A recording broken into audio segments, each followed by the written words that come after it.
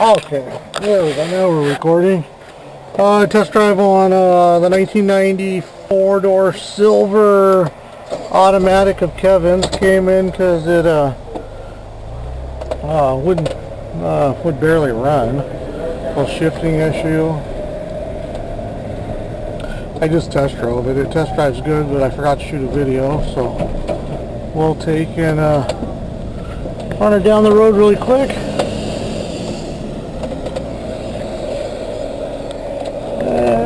Pull out in front of some cars here and test our luck and see if it shifts. There we go. Or you couldn't even accelerate. Got a TPS situation.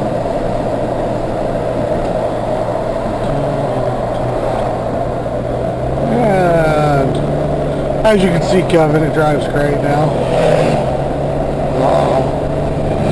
So technically, in the end, just an electrical connection between the engine throttle position sensor to the computer. It just didn't know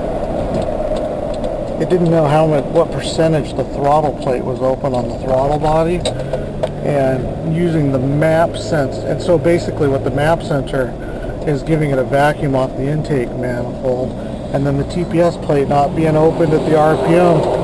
The computer didn't realize or couldn't determine, basically it just didn't see your foot on the gas pedal, and it couldn't understand why the intake manifold vacuum was dropping when you were opening the throttle plate by pushing the plate down.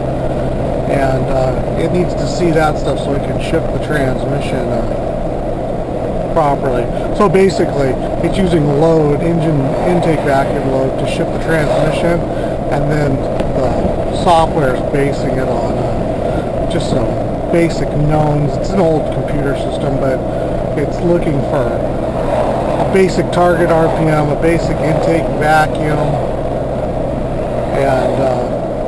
and then obviously there's a manual shifter if you were to move it around, but it kind of sort of knows where it's supposed to be a little bit. But when you unplug one of those, like the TPS switch on it, it just simply doesn't know what load, so it doesn't know if it should shift up or shift down. So as you started to accelerate, the car's trying to shift up, but then it said, hey, you're not on the throttle, so we're coasting, so we don't need to shift down. Looks like we got another Boeing employee here. Dun, dun, dun, dun, dun, dun, dun. All right, thanks, Kevin.